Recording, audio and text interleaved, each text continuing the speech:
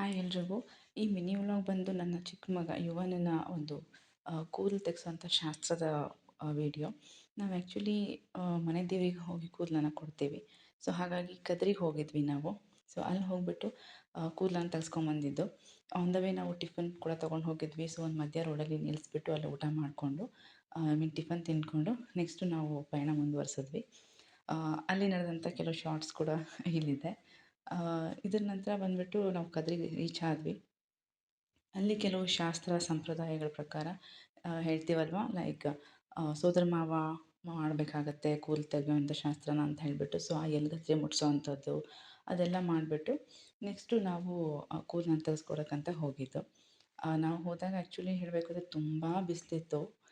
ಎಷ್ಟು ಬಿಸಿಲಿದ್ದಿತ್ತು ಅಂತ ಹೇಳಿದ್ರೆ ಕಾಲಿಡಕ್ಕೆ ಆಗ್ತಾಯಿಲ್ಲ, ಅಷ್ಟೊಂದು ಬಿಸಿಲು ಇತ್ತು actually. And at the same time evening ಎಲ್ಲ ಶಾಸ್ತ್ರ ಮುಗಿಸ್ಕೊಂಡು ನಾವು ಹೊರಡಬೇಕು ಅನ್ನೋ ಟೈಮಿಗೆ ಮಳೆನೂ ಅದೇ ರೀತಿ ಬಂತು. ತುಂಬ ಹೆವಿ ರೈನ್ ಸ್ಟಾರ್ಟ್ ಆಗಿತ್ತು.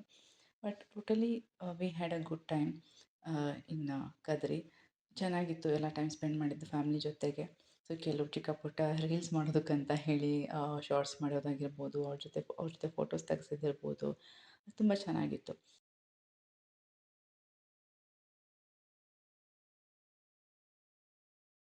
ಹಾಗೆ ಆನ್ ದ ವೇ ಬರ್ತಾ ಕಬ್ಬಿನ ಹಾಲು ಕುಡಿದ್ವಿ.